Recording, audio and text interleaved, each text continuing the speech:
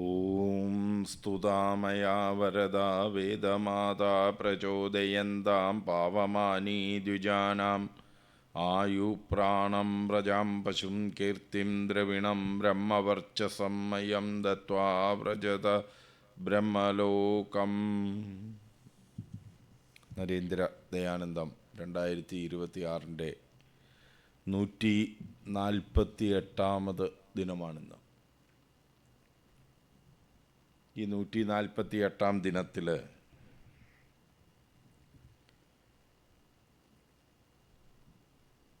അഭയമുദ്ര എന്ന സങ്കല്പം എന്തുകൊണ്ട് വേദത്തിൻ്റെ നാട് എന്നറിയുന്ന ഭാരതത്തിന് നഷ്ടമായി എന്നുള്ളതാണ് നാം ചിന്തിക്കുന്നത്. ഈ വേദ സ്വരൂപത്തെക്കുറിച്ച് നമ്മൾ ചിന്തിച്ചാൽ ഈ വൈദിക വിദ്യ 3 അനാദി തത്വങ്ങളുടെ ബോധ്യം മനുഷ്യനിലേക്ക് പ്രവഹിപ്പിക്കുന്നത് എന്നുള്ളതാണ് വിദ്യയുടെ ലക്ഷ്യം, അറിവിൻ്റെ ലക്ഷ്യം.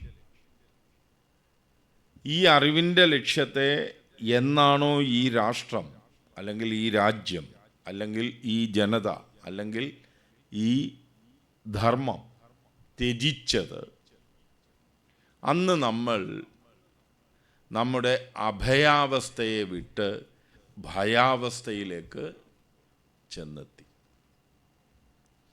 ദ്വിതീയാദ് വൈ ഭയം ഭവതി എന്നാണ്. അറിവുകൊണ്ട് നമ്മൾ നേടുന്ന ആ പരിചയമുണ്ടല്ലോ, അതാണ് നമ്മളിൽ നിന്ന് ഭയത്തെ അകറ്റിക്കളയുന്നത്. ഇന്നലെ ഞാനൊരു ഉദാഹരണം പറഞ്ഞു. ഒരു 10, 15, 20 നിലയുടെ അറ്റത്ത് നമ്മൾ ചെന്ന് നിൽക്കുമ്പോൾ നമുക്കുണ്ടാകുന്ന ഒരു അനുഭവം. പക്ഷേ അവിടെ ഞാനും ആ കെട്ടിടവും ആ താഴ്ചയും എല്ലാം വേറെ വേറെയാണ് എന്ന തോന്നലിൽ നിന്നാണ് നമുക്ക് ആ ഭയത്തെ ജനിപ്പിക്കാൻ കഴിയുക. ക്രമത്തിൽ നമ്മൾ അവിടെ ഇരുന്ന് നമുക്ക് ആ പേടി മാറുകയും, നമ്മൾ ഈ കലിങ്കയിലൊക്കെ ചെന്നിരിക്കുന്ന ലാഘവത്തോടെ ചില ആൾക്കാർ അത്രയും വലിയ ഹൈറ്റിൽ കയറിയിരുന്ന് പല ജോലികളും ചെയ്യുന്ന കാണാൻ പറ്റും. വലിയ വിദ്യാഭ്യാസമോ യോഗിയോ ഒന്നും അല്ലാത്ത ആൾക്കാർ തന്നെയാണ് അവർ. ഡെയിലി വൈകിട്ട് 2 അടിച്ചായിരിക്കും അവർ ഈ ജോലിക്ക് പോകുന്നത്. അതിപരിചയാത് അവജ്ഞ എന്ന ഒരപകടം കൂടി അതിൽ പകുതിയിരിക്കുന്നുണ്ട്. അങ്ങനെ നിത്യം നമ്മൾ അതുമായി ഇടപെട്ട് കഴിയുമ്പോൾ, നിത്യം നമ്മുടെ ബോധം അതുമായി യാത്ര ചെയ്ത് കഴിയുമ്പോൾ നമുക്ക് അഹങ്കാരത്തോടു കൂടിയ ഒരഭയചിന്ത കടന്നു വരും. ഈശ്വരചിന്ത ഇല്ലെങ്കിൽ എന്താ ഭാരതീയൻ്റെ ഒരു പ്രത്യേകത കണ്ടിട്ടുണ്ടോ? നമ്മൾ വിദേശി അവൻ്റെ രാജ്യത്ത് സേഫ്റ്റി എന്ന് പറയുക, അപകടരഹിതമായ മനുഷ്യ ജീവിതം എന്ന് പറയുന്നത് അവർക്ക് അനിവാര്യമായ ഒരു ഘടകമാണ്. പക്ഷെ നമ്മളിവിടെ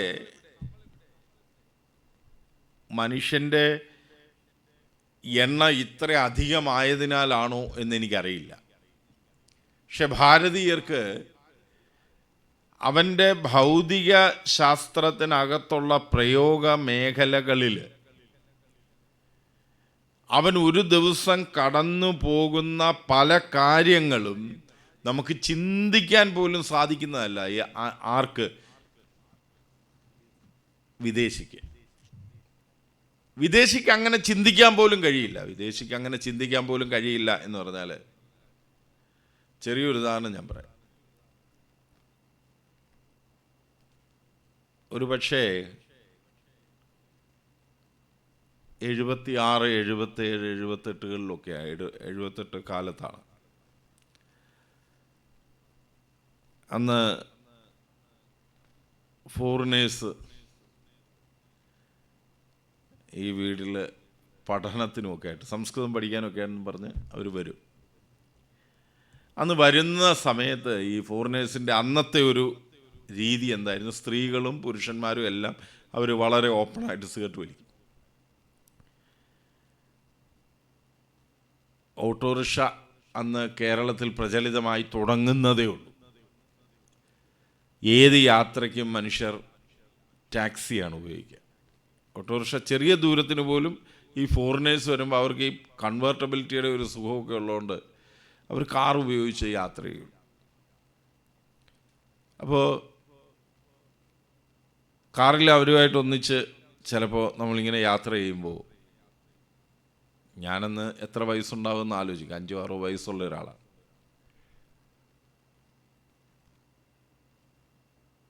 ഇവര് സിഗരറ്റ് കത്തിക്കുക, അതിനകത്തിരുന്ന് കാറിലിരുന്ന് സിഗരറ്റ് വലിക്കും. കാർ AC അല്ല, എന്നിട്ട് തുറന്നിട്ടിട്ടുണ്ട്, അതുവഴി പുക വെളിയിലേക്ക് പോകും. അന്നൊക്കെ എല്ലാവരും അങ്ങനെ ചെയ്യും.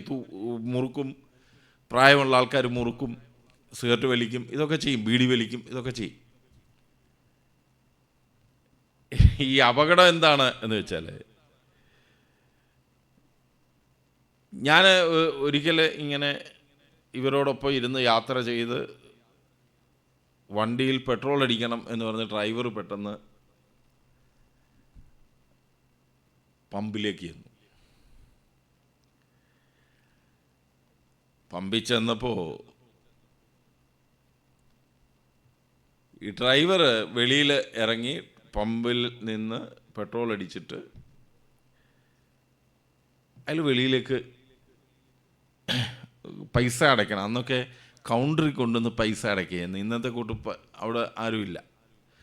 അവിടെ കൊണ്ടുപോയി ബില്ല് എഴുതിക്കാനായിട്ട് അയാൾ അങ്ങോട്ട് പോയ വഴിക്ക് അങ്ങോട്ട് നടന്നു പോകുന്ന വഴിക്ക് തന്നെ അയാൾ ഒരു തീപ്പെട്ടി എടുത്ത് കത്തിച്ച്, അയാളൊരു ബീഡി കത്തിച്ച് ഇതിലെടുത്ത് വെച്ചു.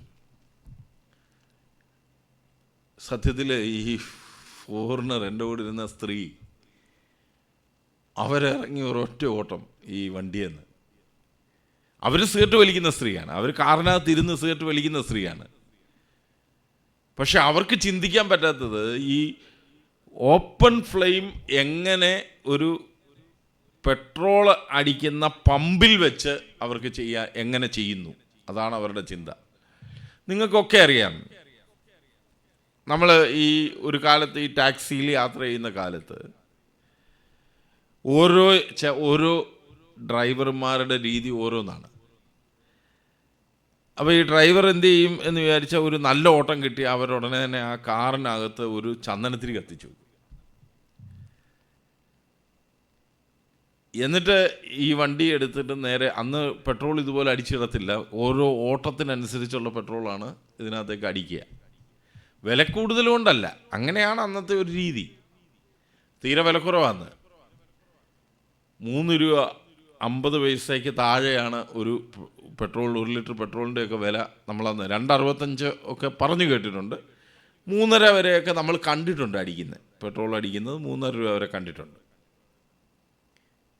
ഞാൻ 19 രൂപയ്ക്കാണെന്ന് തോന്നുന്നു, 17-16 രൂപയ്ക്കാണ് ഞാൻ ജീവിതത്തിൽ നമ്മൾ ആദ്യമായിട്ട് പെട്രോൾ അടിക്കുന്നത് 2 വീലറിൽ. ഇന്നത് 100 രൂപയ്ക്ക് അടുത്താണ്, 100 രൂപയാണ് എന്ന് പറയാം. അപ്പോൾ ഇതിൽ ഈ സ്ത്രീ ഇറങ്ങി വെളിയിൽ പോയിട്ട് അവിടെ വെളിയിൽ ഇങ്ങനെ നിന്നവർ അവസാനം ഈ ഡ്രൈവർ വന്ന് കയറിപ്പോൾ, അന്ന് നമുക്ക് ഇംഗ്ലീഷൊന്നും അറിയത്തില്ലല്ലോ. ഡ്രൈവറിൻ്റെ അടുത്ത് അവർ ഇവിടുന്ന് ഇവിടം വരെ അവർക്കറിയാവുന്ന മലയാളത്തിലും ഡ്രൈവർക്കറിയാവുന്ന ഇംഗ്ലീഷിലും തമ്മിൽ തർക്കത്തിലാണ് അവർ. എന്തായാലും ആ യാത്ര അങ്ങനെ അവസാനിച്ച ശേഷം ഈ വിഷയം ഇവിടെ വീട്ടിൽ വന്ന അച്ഛനോട് പറയുകയുണ്ടായി. അപ്പോൾ അച്ഛൻ ഡ്രൈവറെ വിളിച്ചിട്ട് പറഞ്ഞിടൂ, ഇവർക്ക് ഭയങ്കര പേടിയായി, ഇനി തന്നെ വിളിക്കരുതെന്നാണ് പറയുന്നേ. താനെന്തിനാ അതിനകത്ത് വെച്ച് ഇങ്ങനെ ഇത് ചെയ്ത്, അവിടെ എഴുതി വെച്ചിട്ടില്ലയോ പുകവലി പാടില്ല, തീ ഇതൊന്നും പാടില്ല. അപ്പോൾ ഈ ഡ്രൈവർ സാറേ അവരങ്ങനെയൊക്കെ പറയും, ഞങ്ങൾ എപ്പോഴും അതിനടുത്ത് അവിടെ എപ്പോഴും സിഗരറ്റ് വലിച്ചുകൊണ്ട് പോവുകയും എപ്പോഴും ബീഡി വലിച്ചുകൊണ്ടിരിക്കുകയും അവിടുത്തെ ഓണർമാർ വരെ ഒക്കെ അത് ചെയ്തുകൊണ്ടിരിക്കുന്നവരാണ് എന്ന് പറയുന്നു.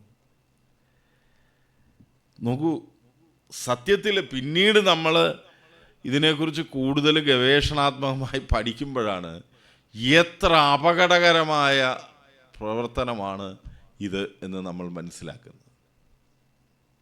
നമുക്കത് ഈ അപകടം ഇങ്ങനെ ഒത്തിരി സംഭവിച്ചാൽ പോലും മലയാളിക്ക് ഇതൊരു ഇഷ്യൂ അല്ല, ഭാരതീയന് ഇതൊരു ഇഷ്യൂ അല്ല. സേഫ്റ്റി എന്ന് പറയുന്നത് നമ്മളെ സംബന്ധിച്ച് അപകടരഹിതമായി ഒരു കർമ്മം ചെയ്യുക, അതിനു വേണ്ട ശ്രദ്ധ നൽകുക എന്ന് പറയുന്നത് ഭാരതീയൻ്റെ രക്തത്തിൽ ഇല്ലാത്ത ഒരു കാര്യമാണ്. നമ്മളൊരു പെയിൻ്റ് അടിക്കാൻ ഒരു ആളിനെ വിളിച്ചാൽ അയാൾ ചുമ്മാതെ മണ്ടയ്ക്കൊക്കെ കയറിപ്പോവും, ഇല്ലേ? കയറ് പോലും ഒന്നും കെട്ടില്ല. ചുറ്റും കയറൊന്നും അല്ല കെട്ടണ്ടേ, അയാൾക്ക് ശരിക്കും ബെൽറ്റൊക്കെ ഇട്ട് ഹെൽമെറ്റൊക്കെ വെച്ചൊക്കെ കയറണമെന്നാണ് നിയമം. ഇതൊക്കെ നിയമം ലോകം മുഴുവൻ ഒരുപോലെയാണ്. പക്ഷേ നമുക്കിത് പാലിക്കാനുള്ള മനസ്സില്ല. ഒന്ന്, ഇപ്പം ഈ ഹെൽമെറ്റ് നിയമം മൂലം അത് ഇംപ്ലിമെൻ്റ് ചെയ്താൽ ഒരു കാരണവശാലും ആരും അത് ധരിക്കില്ല. ഇതിപ്പോൾ എന്തുകൊണ്ടാണ് എല്ലാവരും ഹെൽമെറ്റ് ധരിക്കുന്നത്? കയ്യിൽ നിന്ന് പണം പോകും എന്നുള്ളത് കണ്ടുകൊണ്ടാണ് നമ്മളത്. അല്ലാതെ നിങ്ങളെ ഫൈൻ ചെയ്യത്തില്ല, നിയമം മൂലം തെറ്റായതുകൊണ്ട് നിങ്ങളിത് ധരിക്കണം എന്ന് പറഞ്ഞാൽ നമ്മളിൽ എത്ര പേര് ഇത് ധരിക്കും? അപ്പോൾ നമ്മളെ സംബന്ധിച്ച് പണമാണ് പ്രധാനം. പണം പ്രധാനമാകുന്നത് എവിടെയാണ്? ചെറിയ ലാഭം ഉണ്ടാകുന്നിടത്ത് നമ്മൾ വലിയ ലാഭമായി അതിനെ കാണുകയും ആ ചെറിയ ലാഭത്തിൽ നിന്ന് വലിയ അപകടം ഉണ്ടാകും എന്നുള്ള ബോധം നമുക്ക് നഷ്ടപ്പെടുകയും ചെയ്തു. ഇതിൻ്റെ ഒരു ഘടകം ദ്വിതീയാദ് വൈ ഭയം ഭവതി എന്നുള്ളത് തന്നെയാണ്. ഇത് രണ്ടായിട്ട് തോന്നുന്നില്ല. എല്ലാവരും ചെയ്യുന്നതുകൊണ്ട് ഞാനും ചെയ്യുന്നു. ഞാൻ അതിനകത്തൊന്നും വ്യത്യസ്തനല്ല, എല്ലാവരും ചെയ്യുന്നുണ്ട്, ആ കൂട്ടത്തിൽ ഞാനും ചെയ്യുന്നുണ്ട്. കറണ്ട്, നമ്മുടെ ഇലക്ട്രീഷ്യൻ ആൾക്കാർ പോട്ടെ, ഇതൊക്കെ പോട്ടെ, കമ്പ്യൂട്ടർ വർക്ക് ചെയ്യുന്ന ആൾക്കാർ, ഈ സ്റ്റാറ്റിക് കറണ്ടിന് ഒരു പേടിയില്ല അവർക്ക്. സ്റ്റാറ്റിക് ബാഗൊക്കെ ഉണ്ട്, അതിൻ്റെ മണ്ടയ്ക്കൊക്കെ വെച്ച് ചെയ്യും. പക്ഷേ ഇപ്പോൾ നമ്മൾ റിസ്റ്റിൽ നമ്മുടെ സ്റ്റാറ്റിക് റിലീസിനുള്ള സ്ട്രിപ്പ് ഇടത്തില്ല. എനിക്ക് തോന്നുന്നു കേരളത്തിലൊക്കെ ഉള്ള ഓതറൈസ്ഡ് കമ്പനിയുടെ സ്റ്റാഫ് പോലും അതൊന്നും ഉപയോഗിക്കാറില്ല. പക്ഷേ നമ്മളെ അത്ഭുതപ്പെടുത്തുന്ന രീതിയിൽ ഇതൊക്കെ വർക്ക് ചെയ്യുന്നുണ്ട്. ഇതല്ല ഈ ഇങ്ങനെ എടുക്കുന്നതും അസംബിൾ ചെയ്യുന്നതും കമ്പനി ഉണ്ടാക്കുന്നതും മാൻ ടച്ച് ചെയ്യാതെ. ഇപ്പോൾ ആപ്പിളിനകത്തൊക്കെ ആദ്യകാലത്ത് നമ്മൾ കേട്ടുകൊണ്ടിരുന്നത് ഹ്യൂമൻ ഇൻ്റർവെൻഷൻ ഇല്ല, ഹ്യൂമൻ ടച്ച് ഇല്ലാതെ ചെയ്യുന്ന പ്രോസസ്സറുകളാണ് അവരുടേതാണ്. ജീവിതത്തിൽ നമ്മൾ കമ്പ്യൂട്ടർ ശരിയാക്കാൻ വരുന്ന ഒരാളിൻ്റെ അടുത്ത് നമ്മൾ പറഞ്ഞാൽ അതിൽ ആ പ്രോസസ്സറൊക്കെ ഊരി നമ്മളെ കാണിച്ചു തരും. നമ്മളതെടുത്ത് അങ്ങോട്ടും ഇങ്ങോട്ടും ഒക്കെ മറിച്ച് നോക്കും. സത്യത്തിൽ ആ പ്രോസസ്സർ ഉണ്ടാക്കിയ എൻജിനീയർ അത് കണ്ടാൽ പിന്നെ ജീവിതത്തിൽ അയാൾ ആ കമ്പനിക്ക് പേറ്റൻറ്റ് കൊടുക്കില്ല, ഇല്ലേ? കാരണം ദ്വിതീയാദ് വൈ ഭയം ഭവതി എന്ന ഭാവം അറിവില്ലായ്മ കൊണ്ട് നമ്മളിൽ പൂർണ്ണമാണ്. മറ്റേടത്തോ അറിവ് കൊണ്ടാണ് അവർ ഭയന്നിട്ട് ആ സേഫ്റ്റി എന്ന് പറയുന്ന അപകടരഹിത കർമ്മം ചെയ്യണം എന്ന നിർബന്ധം അവരുണ്ടാക്കുന്നത്. ഒന്ന്, അറിവിൻ്റെ വലിയ ഒരു തലത്തിലൂടെ അവർ കടന്നു പോകുന്നതുകൊണ്ട് അവർ ഭയന്നിട്ടല്ല, പക്ഷേ ആ അറിവിനോടുള്ള, ആ അറിവിൽ നിന്ന് ജനിക്കുന്ന ഭയത്തെ അതിജീവിക്കുന്നതിലേക്ക് വേണ്ടിയിട്ട് എങ്ങനെ അത് സംഭവിക്കാതിരിക്കാം എന്നുള്ളത് കൊണ്ടാണ് വിദേശി അവൻ്റെ രാജ്യത്ത് എല്ലാ സേഫ്റ്റി മെഷേഴ്സും കീപ്പ് ചെയ്യുന്നത്. ഭാരതീയൻ എന്തുകൊണ്ട് ഇത് കീപ്പ് ചെയ്യുന്നില്ല? അറിവില്ലായ്മയുടെ പരാകാഷ്ഠയിൽ നിന്നിട്ട് അവൻ ഇതുപോലെ പെരുമാറിക്കളയും. സത്യസന്ധമായി നിങ്ങളൊന്ന് ആലോചിച്ച് നോക്കൂ. ഞാൻ അത്ഭുതപ്പെട്ടു പോയിട്ടുണ്ട്. ലേസർ 2, ലേസർ 1 എന്നൊക്കെ എഴുതിയിരിക്കുന്ന സാധനങ്ങൾ യാതൊരു സുരക്ഷയില്ലാതെ നമ്മുടെ ആൾക്കാർ ഓപ്പൺ ചെയ്തിട്ട് സർവീസ് ചെയ്യും.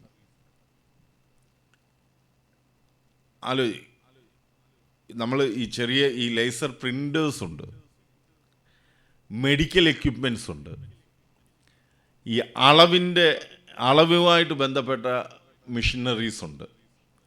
ഇതിലൊക്കെ ഈ ലേസർ ടെക്നോളജിയാണ് പ്രധാനമായിട്ട് ഉപയോഗിക്കുന്നത്. സത്യത്തിൽ ഇതൊരു ബോംബിനെ കണക്ക് നമുക്ക് അപകടം ഉണ്ടാക്കാവുന്ന സാധനമാണ്. വിദേശീയരുടെ അടുത്ത് അതങ്ങനെ സംഭവിക്കത്തില്ല എന്നുള്ള തോന്നലുള്ളതിൻ്റെ കാരണം എന്താണെന്ന് വെച്ചാൽ അത്രയേറെ പ്രൊട്ടക്ഷന് അവിടുത്തെ ഇലക്ട്രിസിറ്റിക്ക് ഇതര കാര്യങ്ങൾക്കൊക്കെ ആ രാജ്യങ്ങളിലുണ്ട്. സത്യത്തിൽ നമ്മുടെ ഇലക്ട്രിസിറ്റി ഈ KSEBയുടെയൊക്കെ ലൈനുകളിൽ നമ്മൾ ടെസ്റ്റ് ചെയ്താൽ എനിക്ക് തോന്നുന്നു KSEBയുടെ ചരിത്രത്തിൽ ഇന്ന് മാറ്റമുണ്ട്. ഒരു 10, 15, 20 കൊല്ലം മുമ്പ് വരെ ഒരു വിളക്ക് കത്തിച്ച് വെച്ചാൽ എത്ര വെളിച്ചം കിട്ടുമോ, അത് ഈ ഫിലമെൻറ്റ് ബൾബ്, ഈ ടങ്സ്റ്റൺ കൊണ്ടുണ്ടാക്കുന്ന ഫിലമെൻറ്റ് ബൾബുകളുണ്ട്, അത് കത്തിച്ചാൽ ഒരു റാന്തൽ കത്തുന്ന വെളിച്ചമേ അതിനുണ്ടാകത്തുള്ളൂ. കാരണം അത് ഈ 220, 240 ഇതാണ്. ഒരിക്കലും 220, 240 നമുക്കിവിടെ വോൾട്ടേജ് കിട്ടില്ല. അപ്പോൾ ഇവിടെ ഏതോ കമ്പനിക്കാർ ചേർന്നിട്ട് ഒരു ഐഡിയ കൊണ്ടുവന്നു. ഈ ബൾബ് 110 അമേരിക്കയിലേക്കും ഇതര രാജ്യങ്ങൾ 110 വാട്ട്സിൻ്റെ വോൾട്ടിൻ്റെ സംവിധാനങ്ങൾ വർക്ക് ചെയ്യുന്ന രാജ്യത്തെ ബൾബുകൾ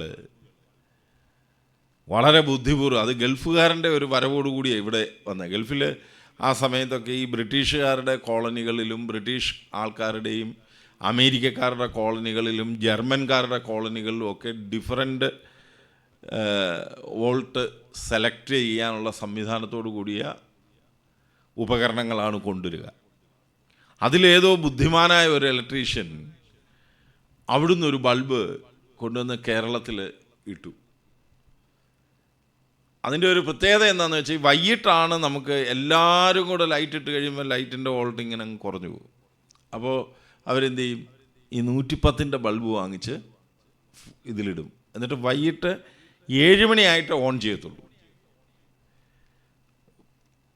സെക്കൻഡ് ഷോയ്ക്ക് തൊട്ട് മുമ്പ്, ഒരു 9 മണിക്ക് തൊട്ട് മുമ്പ്, സെക്കൻഡ് ഷോയ്ക്ക് അന്ന് ഈ അടിച്ച് കത്തിക്കുന്ന പ്രൊജക്ടേഴ്സാണ്. അന്നേരം ഈ ഒരു സ്ഥലത്ത് 5, 6 സിനിമാ കൊട്ടക കാണും. ഏറ്റവും കുറഞ്ഞ 3 അല്ലെങ്കിൽ 2 ഒക്കെ ആയിരിക്കും. ഒരു ഗ്രാമത്തിൽ 2 സിനിമാ കൊട്ടകളൊക്കെ കാണും. അന്നേരം സിനിമാ കൊട്ടയിലെ ഈ നമുക്ക് സിനിമ തുടങ്ങുമ്പോൾ അറിയാം ഇതിങ്ങനെ അങ്ങ് മങ്ങും. സിനിമയുടെ ഇത് കഴിഞ്ഞ് ഈ പ്രൊജക്ടർ ഓഫ് ചെയ്യുമ്പം ശരിക്കും തെളിയും. എന്നിട്ട് രാത്രി 10 മണിയൊക്കെ ആകുമ്പോഴത്തേക്ക് ഇത് തെളിയും. ഇത് കൊണ്ടുവന്ന് ഈ പല വീടുകളിലും ഇവർ ഫിറ്റ് ചെയ്തു. കാലം ഒരു കൊല്ലം 1.5 കൊല്ലമൊക്കെ ഇത് ഭയങ്കരമായിട്ട് ഓടി. കാരണം ഇത് ഇവിടെ മാർക്കറ്റിൽ അവൈൽ ചെയ്യാൻ തുടങ്ങിയത്. ഇവിടെ നമുക്ക് എവിടെ ചെന്നാലും 110 ബൾബുണ്ടോ എന്ന് ചോദിച്ചാൽ അത് കിട്ടുന്ന ഒരു കാലമുണ്ടായി. പെതുക്കെ ട്രാൻസ്ഫോമറുകളുടെ എണ്ണം കൂടി, വോൾട്ടേജ് പ്രശ്നം സോൾവ് ആകാൻ തുടങ്ങി. ചെറിയ രീതിയിൽ ഇടയ്ക്കിടയ്ക്കെങ്കിലും 210 വരുന്ന അവസ്ഥയെത്തി. അന്നേരം ഇത് മിക്കവാറും ഇത് അടുക്കളയിലൊക്കെയാണ് ഈ വൈകിട്ടത്തെ ഇത് ഇടുന്നത്. അവരെന്തെടുക്കുമെന്ന് വെച്ചാൽ ചിലപ്പോൾ ഒന്നി ഓഫ് ചെയ്യാൻ മറന്നു പോകും, അല്ലെങ്കിൽ 6 മണിക്ക് മുമ്പേ ഇടും. ഈ ഫസ്റ്റ് ഷോ ഓടി തുടങ്ങുമ്പോഴാണ് ഇടുന്നതെങ്കിൽ അത്രയും കുഴപ്പം പറ്റത്തില്ല. അതിന് തൊട്ട് മുമ്പൊക്കെ ചിലപ്പോൾ അങ്ങ് അറിയാതെ ഇട്ടു പോകും. ഇത് പൊട്ടിത്തെറിക്കും, അതിഭീകരമായിട്ട് ഇത് പൊട്ടിത്തെറിക്കും. ബൾബൂടെ പൊട്ടിത്തെറിക്കുന്ന സ്വഭാവം. സത്യത്തിൽ നിങ്ങളൊന്ന് ആലോചിച്ച് നോക്കൂ, ഇത് നമുക്ക് അറിവില്ലാത്ത ഒരു കാര്യത്തെക്കുറിച്ച് നമ്മൾ എന്ത് പരീക്ഷണത്തിനും തയ്യാറാവും. എന്ത് പരീക്ഷണത്തിനും തയ്യാറാവും. നമ്മൾ റോഡിൽ കിടക്കുന്ന ചില സാധനങ്ങൾ റേഡിയോ ആക്റ്റീവ് മൂലകങ്ങളൊക്കെ ആയിരിക്കും. ഇത് പല രാജ്യത്തും കുട്ടികൾ അവരുടെ കളിപ്പാട്ടം പോലെ കൊണ്ടു നടക്കുന്നതായിട്ട് ശ്രദ്ധയിൽപ്പെട്ടു പലരുടെയും. അപ്പോൾ ഇത് ഭയങ്കര വികിരണമുള്ള സാധനമാണ്. ഇത് എങ്ങനെ കുട്ടികൾ കൊണ്ടു നടക്കുന്നത്, ഇതൊക്കെ വലിയ പ്രശ്നമായി. അപ്പോൾ ലോകത്താകമാനം ഈ പാശ്ചാത്യ സംസ്കാരം ഉണ്ടാക്കി വെച്ച ചില അപകടങ്ങളിലൊന്നാണ് മനുഷ്യനെ ഈ അപകടരഹിത അപകടപൂർണ എന്നുള്ള ഒരു ലോകത്തേക്ക് നമ്മളെ കൊണ്ടുവന്ന് വെച്ചത്. നിങ്ങൾ ആലോചിക്കേണ്ടത്, നമ്മുടെ ആയുർവേദത്തിൽ കാഷ്വാലിറ്റി എന്ന് പറയുന്ന ഒന്ന് രണ്ട് വിഭാഗത്തിന് മാത്രമായിട്ട്. ഒന്ന് പാമ്പ് കടിച്ചാൽ കാഷ്വാലിറ്റിയാണത്, പാമ്പ് കടിക്കുക. രണ്ടാമത് ഉള്ള കാഷ്വാലിറ്റി എന്താണ് എന്ന് ചോദിച്ചാൽ തെങ്ങേന്ന് വീഴുക. തെങ്ങിൽ നിന്ന് ഒരാൾ വീഴുക. ഒരാൾക്ക് വീഴാൻ പറ്റുന്ന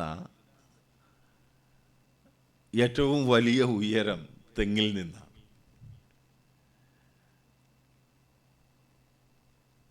ഈ രണ്ട് കാഷ്വാലിറ്റി ആയിരുന്നു നമുക്ക് ആയുർവേദത്തിൽ മീറ്റ് ചെയ്യേണ്ടി വന്നിരുന്നത്.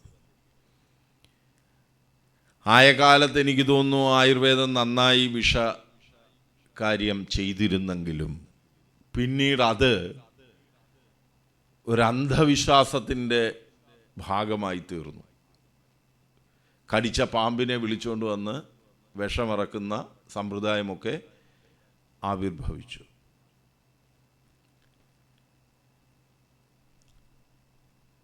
അറിവിലുമേറി അറിയുക എന്ന് പറയുന്ന ഒരു കാര്യം, അറിവില്ലായ്മയുടെ പൂർണ്ണതയും അറിവിൻ്റെ പൂർണ്ണതയും ഏതാണ്ട് സമമായി തീരുന്നു എന്നുള്ളതാണ് നമ്മൾ ഇതിൽ നിന്നെല്ലാം മനസ്സിലാക്കുന്നത്.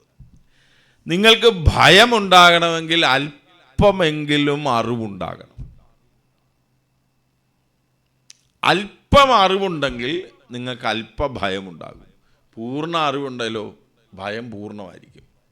കാരണം കൃത്യമായ ബോധ്യമുണ്ട്, ഇത് ഈ അപകടം ഉണ്ടാകാൻ ഇവിടെ സാധ്യതയുണ്ട് എന്ന ചിന്ത.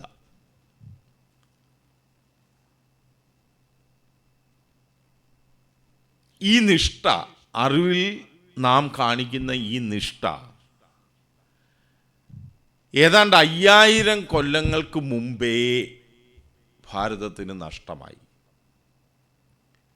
കഴിഞ്ഞ 5000 കൊല്ലങ്ങളായി നാം എന്തൊക്കെ ചെയ്തിട്ടുണ്ടോ അതെല്ലാം ഈ ഭയത്തോടുകൂടി നാം അനുഷ്ഠിച്ചിരിക്കുന്ന കർമ്മങ്ങളാണ്. ആ രാജ്യത്താണ് അന്ധവിശ്വാസങ്ങളും അനാചാരങ്ങളും ജ്യോതിഷ ഫലപ്രവചനങ്ങളും എന്തൊക്കെ നിങ്ങൾക്ക് ലിസ്റ്റ് ചെയ്യാൻ പറ്റുമോ, സംഖ്യാജ്യോതിഷം ഇല്ലേ, ന്യൂമറോളജി എന്ന് പറയുന്ന ഒന്ന്, കാലദോഷങ്ങൾ, സമയം ഇത്യാദി കാര്യങ്ങളെക്കുറിച്ച്, രാഹുകാലം, യമകണ്ഠകാലം ഇത്യാദി കാലദോഷങ്ങൾ, ശകുനപ്പിഴകൾ, ശകുനങ്ങൾ, മുമ്പേ വരുന്നവർ എന്താണ് ചെയ്യുന്നത് അല്ലെങ്കിൽ നേരെ വരുന്നത് ആരാണ് എന്നുള്ള രീതിയിലുള്ള ചിന്തകൾ, ജ്യോതിഷഫല പ്രവചന സാധ്യതകൾ,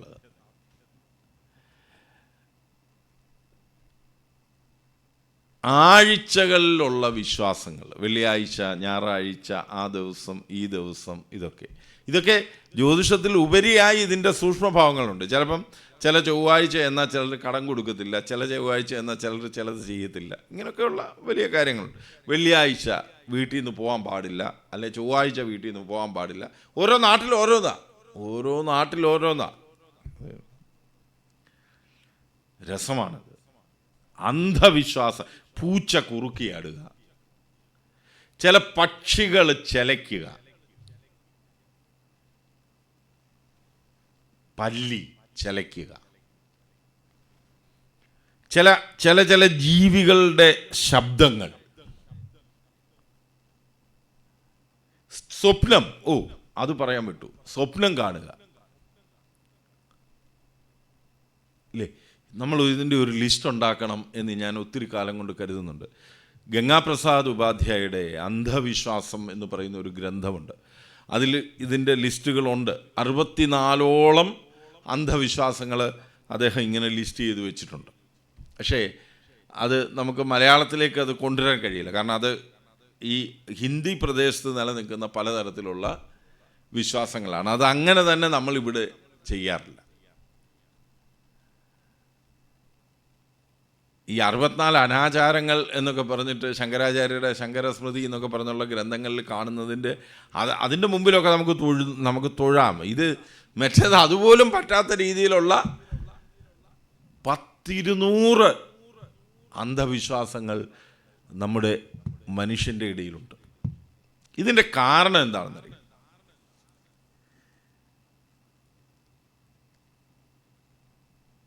ഇതിൻ്റെ കാരണം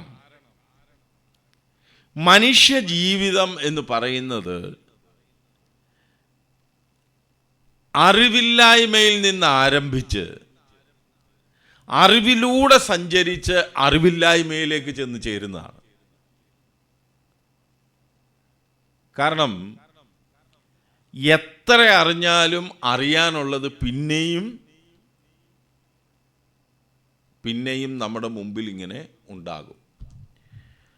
എന്നാൽ വൈദിക വേദസ്വരൂപത്തെ നേടിയ ഒരാൾക്ക് ഈ ഭയം ജീവിതത്തിൽ ഉണ്ടാവില്ല. ഇതാണ് എന്താണ് വേദസ്വരൂപത്തെ അറിഞ്ഞാലുള്ള ഗുണം, ത്രയീവിദ്യയെ നേടിയാലുള്ള ഗുണം എന്നുള്ളത് നമ്മൾ മനസ്സിലാക്കണം. നിങ്ങൾ നേടുന്ന അറിവിന് പരിമിതി ഉണ്ടെങ്കിൽ ആ പരിമിതിയുടെ ഭയം നിങ്ങളെ ഭരിക്കും.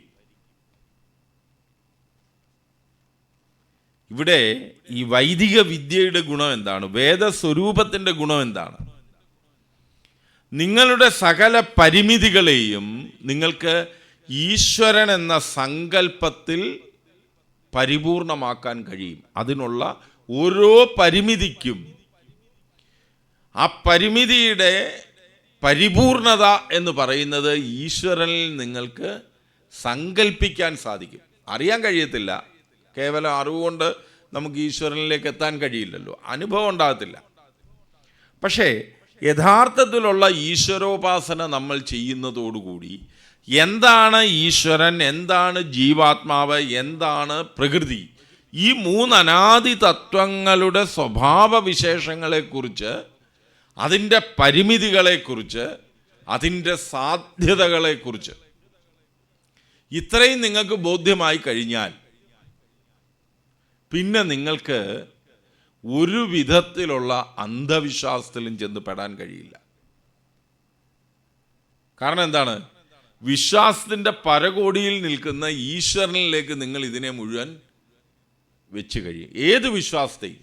അതാണ് ഈശ്വരവിശ്വാസം ഉറപ്പുള്ളതാണെങ്കിൽ നമുക്ക് ഇതിനെക്കുറിച്ച് 2 വട്ടം ചിന്തിക്കേണ്ടി വരില്ല. ഏറ്റവും നല്ല ഉദാഹരണങ്ങൾ നിങ്ങൾ നിങ്ങളുടെ ജീവിതത്തിൽ പലപ്പോഴും കണ്ടു കാണും. എൻ്റെ കണ്ണിൻ്റെ മുമ്പിൽ നടന്നൊരു കാര്യമുണ്ട്. അതിതീവ്ര ഈശ്വരവിശ്വാസികളായ 2 കുടുംബങ്ങൾ. ഈശ്വരവിശ്വാസികളാണ് അവർ. പക്ഷേ അതിനകത്തൊരു ചെറിയ പ്രശ്നമുള്ളത്, അവർ സത്യസായി പ്രസ്ഥാനവുമായി ബന്ധപ്പെട്ട് ജീവിക്കുന്ന ആൾക്കാരാണ്.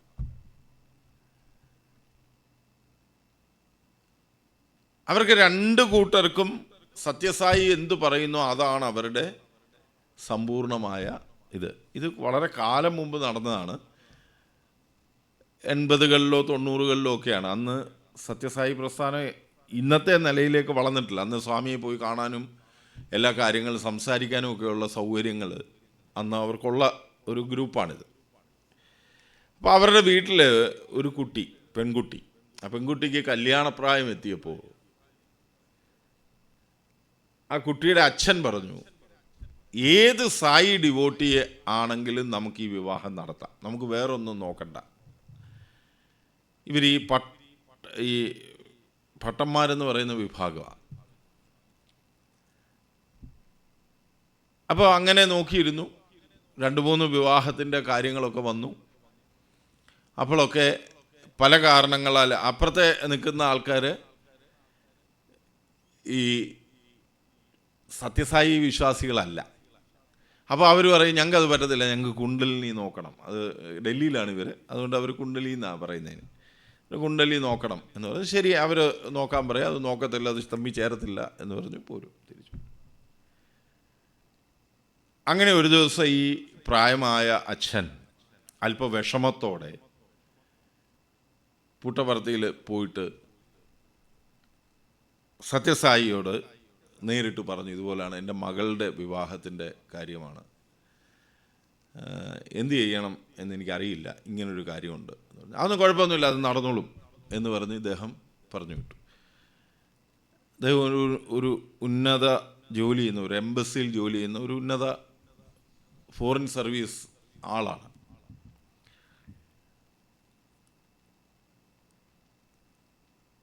ഒരു 1-2 ആഴ്ചയ്ക്കകം ഒരു സത്യസായി ഡിവോട്ടി തന്നെ ഇദ്ദേഹത്തിൻ്റെ സമ്പർക്കത്തിൽ വരികയും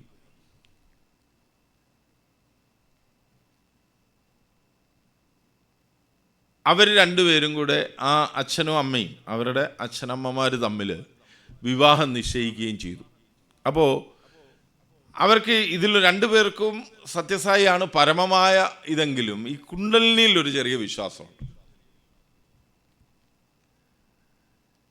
ഈ കുണ്ടലിനി എന്ന് ഞാനങ്ങ് പറഞ്ഞാൽ കേട്ടു, പോട്ടെ, ജാതകം എന്ന് തിരുത്താം, ശോകതം എന്നാണ് അതിൻ്റെ പേര്. ഈ ശോകതത്തിൽ വല്ലാത്ത വിശ്വാസമുണ്ട് ഇവർ. അപ്പോൾ ഈ പെൺകുട്ടിയുടെ അച്ഛന് ഈ സ്വാമിയെ പോയി കണ്ടിട്ട് വന്നതിൻ്റെ ഒരു ധൈര്യമൊക്കെ ഉള്ളതുകൊണ്ട് അത്യാവശ്യം ഒരു കള്ളം പറഞ്ഞാലും കുഴപ്പമില്ല, ഈ കല്യാണം നടന്നാൽ മതി എന്നുള്ള ചിന്തയിലേക്കായി. അപ്പോൾ അദ്ദേഹം എന്ത് ചെയ്തു എന്ന് വെച്ചാൽ ഈ വീട്ടുകാരുടെ അടുത്ത് വിളിച്ചു പറഞ്ഞു, അതെ, നിങ്ങളുടെ ശോകതം ഇങ്ങോട്ട് തരിക, ജാതകം ഇങ്ങോട്ട് തരിക, ഞാൻ എൻ്റെ ഒരു ആളുണ്ട്, അദ്ദേഹത്തിൻ്റെ അടുത്ത് കൊടുത്ത് ഇത് നോക്കാം എന്ന് പറഞ്ഞു. ഈ സമയത്താണ് ഞാൻ അദ്ദേഹത്തിൻ്റെ അടുത്ത് എത്തുന്നത്. വളരെ ചെറുപ്പം എന്നല്ല പറയേണ്ട, കുഞ്ഞാണ് എന്ന് തന്നെ പറയേണ്ടി വരും. ആ സമയത്ത് 7ാം ക്ലാസ്സിലോ മറ്റോ പഠിക്കുന്ന ഒരാൾ. ഞാൻ അന്നാണ് ആദ്യമായിട്ട് പുട്ടപർത്തി പോവുകയും സത്യസായിയെ കാണുകയും ഒക്കെ ചെയ്യുന്നത്, ആ കാലത്താണ്. അപ്പോൾ ഇദ്ദേഹത്തിന് ഡൽഹിയിൽ ഉള്ള ഈ ഷിർദി സായി, ഈ സത്യസായിക്കാർക്കൊക്കെ കേരളം വിട്ടാലുള്ള ഒരു പ്രത്യേകത എന്താണെന്ന് വെച്ചാൽ അവർക്ക് ഈ ഷിർദി സായി അമ്പലമായിട്ടാണ് അവരുടെ ഒരു ഡെയിലി ഇതുള്ളത്. സത്യസായിയിലേക്ക് പോകത്തില്ല, അവരുടെ വീട്ടിൽ സത്യസായിയുടെ പടമൊക്കെ വെച്ചും ഇതൊക്കെ കത്തിച്ച് വെക്കുമെങ്കിലും ഷിർദി സായി ആണ് അവരവിടെ വെളിയിൽ പോകുമ്പോൾ ഒരു ഗ്രൂപ്പായിട്ട് നിൽക്കാനൊക്കെ ഉള്ള സംവിധാനം അന്നുണ്ടാക്കുന്നു. അതായത് ഷിർദി സായി അമ്പലത്തിൻ്റെ ഫ്രണ്ടിൽ പോയിട്ട് ഇദ്ദേഹത്തോടൊപ്പം ഞാനും ഉണ്ട്. അന്നേരം ഞാൻ പോകുന്ന വഴിക്ക് തന്നെയാണ് ഇദ്ദേഹത്തിൻ്റെ ഒഫീഷ്യൽ കാറൊക്കെ ഉണ്ട്, അതിലൂടെ ഇങ്ങനെ പോയി അവിടെ ആ വീട്ടിൽ ചെന്നു. അവിടുന്ന് ഇതൊക്കെ വാങ്ങിച്ച് ഈ ജാതകമൊക്കെ വാങ്ങി ഇദ്ദേഹം പോയി. എന്നിട്ട് ഇവർ തമിഴിലാണ് ഈ സംസാരം വരുന്നത്. ഇദ്ദേഹം എന്നോട് മാത്രമേ ഉള്ളൂ മലയാളം പറയുന്നത്. ബാക്കി അവർ തമ്മിലുള്ളതും വീട്ടിലാന്നേലും ഈ ചേച്ചിയോട് ഈ ഇദ്ദേഹത്തിൻ്റെ, ഞങ്ങൾ മാമാൻ മാമി എന്നാണ് വിളിക്കുന്നത്, ഇവർ രണ്ടുപേരും ഒക്കെ സംസാരിക്കുന്നതും എല്ലാം തമിഴിലാണ്.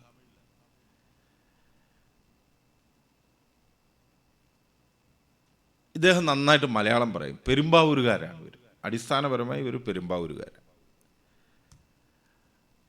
അന്നേരം ഞങ്ങൾ ഈ യാത്ര കഴിഞ്ഞ് ഈ ക്ഷേത്രത്തിൻ്റെ ഫ്രണ്ടിൽ വന്നപ്പോൾ ഇത് രണ്ടും കൂടി, ഈ 2 ജാതകവും കൂടി ഇങ്ങനെ മടക്കി ഈ ഷിർദി സായിയുടെ മുമ്പിൽ പോയിട്ട് അവിടെ ഒരു കുണ്ടൽ ഒരു ഇത് വെച്ചിട്ടുണ്ട്, ഒരു പാത്രം പോലൊരു സാധനം ഇട്ടിട്ടുണ്ട്. അതിൽ ഒരു കവറിലിട്ടിട്ട് ഒരു ഇത് കെട്ടി, അദ്ദേഹം ഒരു ചുമന്ന രാഖി പോലൊരു സാധനം കെട്ടിയിട്ട് അതിലിട്ടു. 2 പേരുടെയും ജാതകമുണ്ട് അതിനകത്ത്, അതിലിട്ടു. ഞാൻ വിചാരിച്ചു ഇനി ഇത് അപ്പുറത്തൂടെ കാണാൻ വരുമായിരിക്കും വെളിയിൽ എന്ന്. ഇദ്ദേഹം തിരിച്ചു വന്ന് അന്ന് തന്നെ ആ വീട്ടുകാരോട് പറഞ്ഞു, നമ്മുടെ ജാതകം ചേരും. അന്നേരം ഈ വീട്ടിലുള്ള ഈ മാമി ഇത് നിങ്ങൾ ആരുടെ അടുത്ത് ഇത് കൊണ്ട് കൊടുത്ത്, അത് കൊണ്ട് കൊടുത്ത് ഇന്നാളിൻ്റെ കൊണ്ട് കൊടുത്തു, എല്ലാം നോക്കി, അതെല്ലാം ശരി. എന്നിട്ട് എന്ത് ആ സാധനം അതൊക്കെ അവിടെ വെച്ച് ഞാൻ മറന്നുപോയി, വിട്ടേരെ, നമുക്കിപ്പോൾ അത് നോക്കിയിട്ടൊന്നും നോക്കണ്ട. ഇദ്ദേഹം വളരെ തിരക്കുള്ള ആളാണ്, വല്ലപ്പോഴും ഒക്കെ ഇവിടെ വരുന്നതൊക്കെ. ആ തിരക്കിനകത്ത് പുള്ളി അതെല്ലാം അങ്ങ് വിട്ടു. ഇവർ വളരെ വിഷമിച്ചു, ഇവിടെ ഈ സാധനം എന്ത് ചെയ്യും, ഇതെങ്ങനെ അത് പോയി അത് എന്നുള്ളത്. അതിന് ഈ പയ്യൻ്റെ വീട്ടുകാരുടെ വേറെ ഉണ്ട്, അവരൊരു കോപ്പിയാണ് കൊടുത്തത്, ഇതാണ് ഒറിജിനലാണ് കൊടുത്തത്, ഈ പെൺകുട്ടിയുടെ ഇല്ല. അപ്പോൾ അങ്ങനെ ഇരുന്ന് അത് ചർച്ച വളരെ ഇതായി. 3 ദിവസമുണ്ട്, 3-4 ദിവസത്തെ ചർച്ചകൾ ഇങ്ങനെ പോയി കഴിഞ്ഞ് ഒരു ദിവസം വൈകിട്ട് ആ വീട്ടിൽ നിന്ന് ആൾക്കാർ വന്ന് ഈ വിവാഹം നിശ്ചയിച്ചു. ഇതിന് ഞാൻ മാത്രമേ ഉള്ളൂ സാക്ഷി, ഇദ്ദേഹം ഇതിനകത്താണ് ഇട്ടത് എന്നുള്ളതിന്. അന്നേരം അവർ തമിഴിൽ ഇങ്ങനെ ചോദിക്കുന്നുണ്ട് ഇതിൻ്റെ കാര്യം എന്താ. എനിക്ക് തമിഴ് മനസ്സിലാവത്തേയില്ല, പക്ഷേ ഈ ചേച്ചിക്ക് നന്നായിട്ട് മലയാളം അറിയാം, ഈ വിവാഹം കഴിക്കുന്ന കുട്ടിക്ക് നന്നായിട്ട് മലയാളം അറിയാം. അവർ എന്നോട് പറയുന്നുണ്ട്, എൻ്റെ പപ്പ എനിക്ക് വിശ്വാസമില്ല, പപ്പ ആ കുണ്ടലി എവിടെ കൊണ്ട് കളഞ്ഞു എന്നറിയില്ല എന്ന് പറഞ്ഞു. ഞാൻ അന്നേരം എൻ്റെ പ്രായത്തിൻ്റെ വിവരമില്ലായ്മ കൊണ്ട് ഞാൻ പറയുന്നത് അത് ഇന്നടത്ത് കൊണ്ടുവന്ന് അവിടെ ഇട്ടിട്ടുണ്ട് എന്ന് പറഞ്ഞു. ശരി ശരി, അങ്ങനെ പോയി. അപ്പോൾ തന്നെ ഇവർ വിവാഹം നിശ്ചയിച്ച ദിവസം സത്യസായി പ്രസ്ഥാനത്തിലേക്ക് പോവുകയും അവിടെ പുട്ടപർത്തി ചെന്നിട്ട് സ്വാമിയോട് ഈ വിവരങ്ങളെല്ലാം പറയുന്നു. പിന്നെ അങ്ങോട്ട് കുറച്ച് കഥകളുണ്ട്, അതിനെ ഞാൻ ഇതുമായിട്ട് ബന്ധപ്പെടുന്നില്ല. അതൊക്കെ ഈ വിശ്വാസികൾ അവരുടേതായ രീതിയിൽ അതിനെക്കുറിച്ച് പറയുന്ന ഒരു കാര്യമാണ്. ഇതെന്താണ് ഈ അനുഭവ കഥ പറയാനുണ്ടായ ചിന്ത എന്താണ് എന്ന് ചോദിച്ചാൽ, എത്ര വലിയ ജാതക വിശ്വാസി ആയാലും ശരി, അയാളുടെ മുകളിൽ ഒരു ഗുരുത്വമുള്ള മനുഷ്യൻ, സത്യസായിയെ പോലൊരാൾ അല്ലെങ്കിൽ അതുപോലെ ശേഷിയുള്ള ഒരാൾ, ഇപ്പം മാതാമൃതാൻ്റെ പേരെടുത്ത് അമ്മ ചിലപ്പം ചെല്ലുമ്പോൾ പെട്ടെന്ന് 2 പേരെ തമ്മിൽ കല്യാണം കഴിപ്പിക്കുന്ന പരിപാടി പണ്ട് അമ്മയ്ക്ക് ഉണ്ടായിരുന്നു. ഇപ്പം അറിവുണ്ടോയെന്ന് എനിക്കറിയത്തില്ല. ഇപ്പം ജാതകമൊക്കെ നോക്കാൻ പറയുമെന്ന് തോന്നുന്നു. ഇത് നമുക്ക് ഇങ്ങനെ ചെയ്യുന്നത് കണ്ടിട്ടുണ്ട്. ഇനി ഈ ഭൂരിപക്ഷം കമ്മ്യൂണിസ്റ്റുകാരും കല്യാണം കഴിച്ചിരിക്കുന്നത് ഇതൊന്നും നോക്കാതെ, ജാതി മതം ഇതൊന്നും നോക്കാതെ, കമ്മ്യൂണിസ്റ്റുകാർ കേട്ടോ, ഇപ്പോഴത്തെ അല്ലേ, ഇപ്പോൾ കമ്മ്യൂണിസ്റ്റുകാരില്ല, ഇപ്പോൾ ഉള്ളത് കമ്മ്യൂണിസ്റ്റ് വിരുദ്ധരായ കമ്മ്യൂണിസ്റ്റുകാരാണ്. ആ സിദ്ധാന്തം തലയ്ക്ക് പിടിച്ച ശേഷം ഇതിൽ നിന്നെല്ലാം വിട്ടു നിന്നിട്ട് ചെയ്യുന്ന കാര്യങ്ങൾ. അന്നേരം ഇതിനൊരു മറുവശമുള്ളത് എന്താണെന്നറിയാമോ? ആ വിവാഹം നന്നായിട്ട് പോയി കേട്ടോ. ഈ സത്യസായി പ്രസ്ഥാനത്തിൻ്റെ വിവാഹം, അദ്ദേഹത്തിൻ്റെ വിവാഹം നന്നായിട്ട് പോയെങ്കിൽ ആ അന്ത്യകാലമായപ്പോൾ വളരെ റീസെൻ്റായിട്ട് ഈ മാമനും മാമിയൊക്കെ മരിച്ചു, അവരുടെ ആൾക്കാരൊക്കെ മരിച്ചു. അതിനൊക്കെ ശേഷം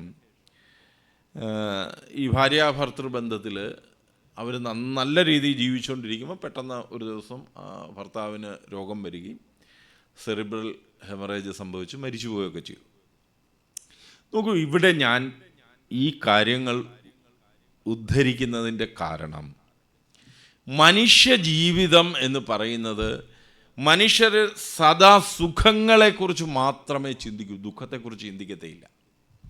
അത് അനിവാര്യമായി വരേണ്ടതാണെന്നും അത് വന്നാൽ അതിനെ എങ്ങനെ അതിജീവിക്കണമെന്നുമുള്ള ചിന്ത മനുഷ്യനേ ഇല്ല. എന്നാൽ വിദേശിക്കിതുണ്ട്, വിദേശിക്കിത് നല്ല രീതിയിലുണ്ട്. പക്ഷെ സമൂഹം എന്നുള്ള നിലയ്ക്കെടുത്താൽ ഭാരതീയരെ പോലെ ഇതിനെ അതിജീവിക്കുന്ന ഒരു സമൂഹം വേറെ ഇല്ല. അവിടെയാണ് ഇതിൻ്റെ പ്രായോഗിക ബുദ്ധിമുട്ട് കിടക്കുന്നത്. നിങ്ങൾ സമൂഹം എന്നുള്ള നിലയ്ക്ക് നിങ്ങൾ ഇതിനെക്കുറിച്ച് പഠിക്കുകയാണെങ്കിൽ, ഇപ്പം 9/11 കഴിഞ്ഞിട്ട് ന്യൂയോർക്കിൽ എവിടെയാ ഈ ട്വിൻ ടവർ നിലനിന്ന സ്ഥലത്ത്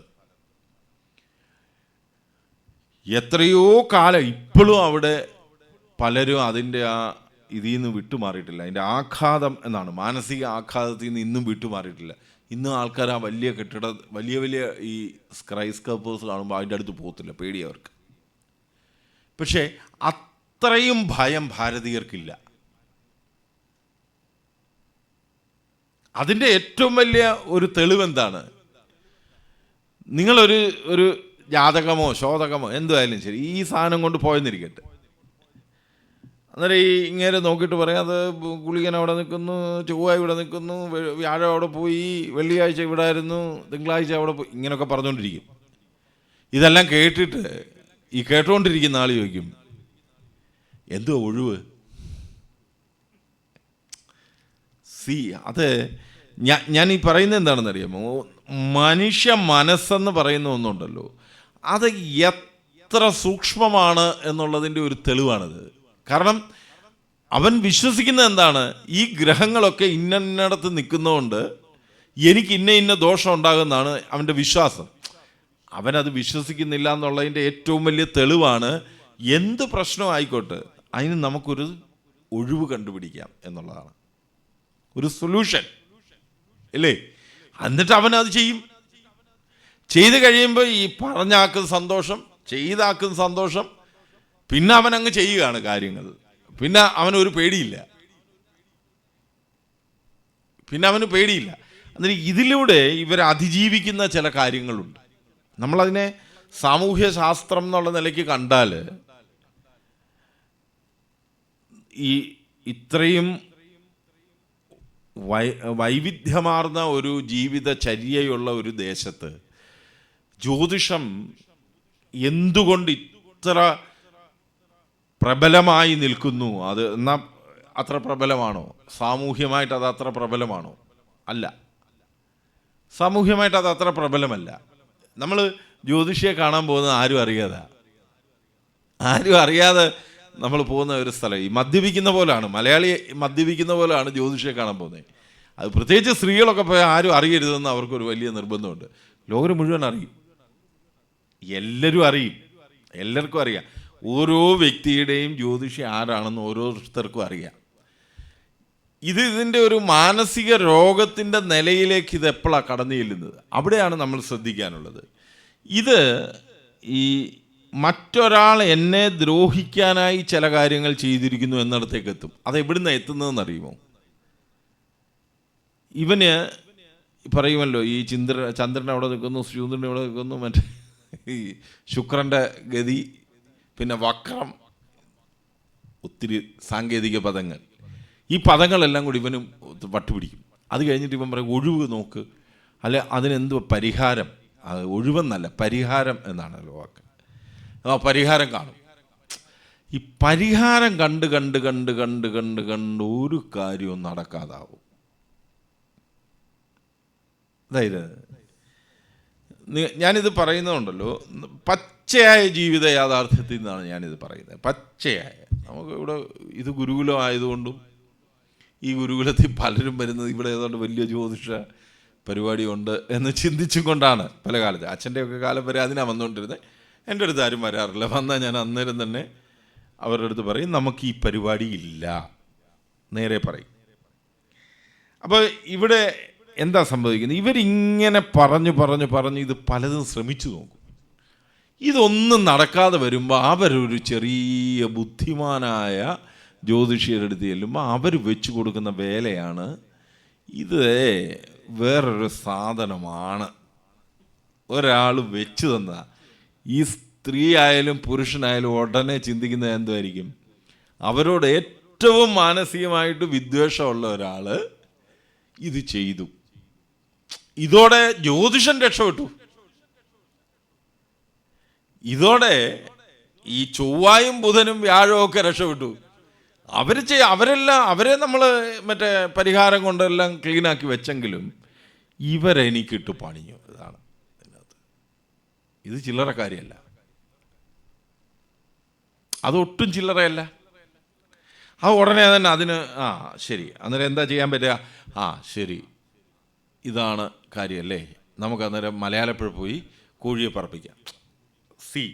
അപ്പോൾ ഇതിനകത്തേക്ക് വളരെ പതുക്കെ ഒരു ക്ഷേത്രം കടന്നു വരികയാണ്, ഒരു ദേവീഭാവത്തിലുള്ള ക്ഷേത്രം വരികയാണ്. ചിന്തിക്കണം നിങ്ങൾ, പതുക്കെ ഒരു ക്ഷേത്രം, തന്ത്രം, ആചാരം, പൂജാരി, ഇതൊക്കെ പതുക്കെ ഇതിൻ്റെ ഒരു വ്യവസായ വ്യാപാര ശൃംഖലയിലേക്ക് MLM ആയിട്ട് നിങ്ങൾ വർദ്ധിക്കുകയാണ്. ഈ MLM പെട്ട് കഴിഞ്ഞാൽ പോയി. നിങ്ങൾ ലോകം കണ്ടതിലേറ്റവും ആമ്പയൊന്നും അല്ല ഇത് കണ്ടുപിടിച്ചത്. MLM നമ്മുടെ വിചാരം, നമ്മൾ ആദ്യമായിട്ട് കേൾക്കുന്ന MLM-നെ കുറിച്ച് കേൾക്കുന്നത് ആംബെ വഴിയുള്ള ഈ സെക്ടർ 1, 2, 3, ലെവൽ 5, ലെവൽ 10, 15 ഇതൊക്കെ കണ്ടാണല്ലോ നമ്മൾ വളരുന്നത്. ഒന്നുമല്ല ഇതിൻ്റെ മുമ്പിൽ. ഇതൊരു വലിയ MLM മാർക്കറ്റാണ്, മൾട്ടി ലെവൽ മാർക്കറ്റിംഗ് ആണ് ഇതിനകത്ത് നടക്കുന്നത്. അത് പൂജാ സാധനങ്ങൾ വിൽക്കുന്നവൻ മുതൽ, കവട നിരത്തുന്നവൻ മുതൽ, പൂജ ചെയ്യുന്നവൻ മുതൽ, പൂജയ്ക്ക് കൂട്ടിരിക്കുന്നവൻ ഉൾപ്പെടെ എല്ലാം. ഈ ആത്മാക്കളെ പിടിക്കാനൊക്കെ പോകുമ്പോൾ ഒത്തിരി കൂട്ടുകാരൊക്കെ കാണും. ചെറുതായിട്ട് ഒറ്റയ്ക്കൊന്നും പോകത്തില്ല, പേടിയാ.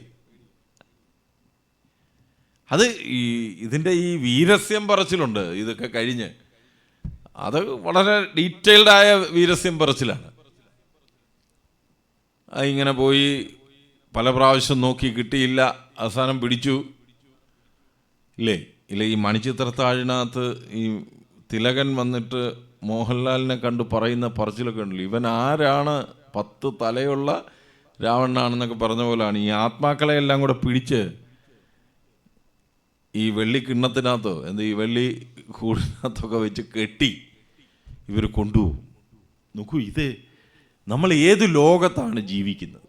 ഇതിനൊക്കെ ഇപ്പോൾ ഞാൻ ഏറ്റവും കൂടുതൽ ബഹുമാനിക്കുന്ന ഒരു ആളാണ് ഈ അലക്സാണ്ടർ ജേക്കബ് സാറ്.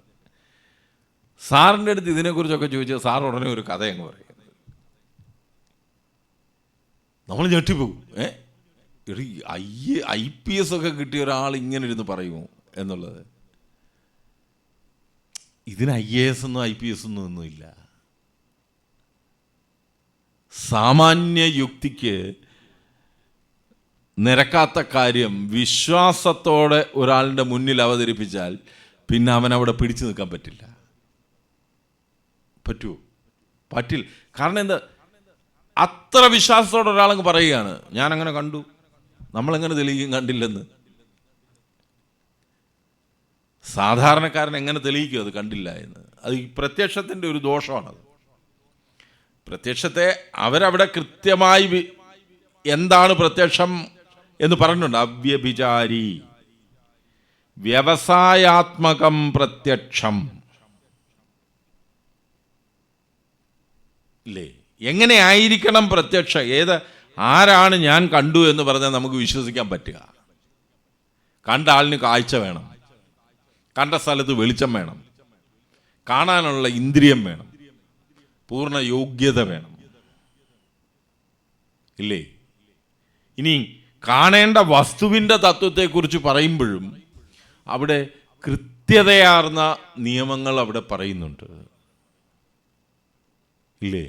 വെളുത്ത തുണിയിലിരിക്കുന്ന വെളുത്ത പുഴുവിനെ ഞാൻ കണ്ടില്ല എന്ന് പറയുന്നതിൽ തെറ്റുണ്ടോ?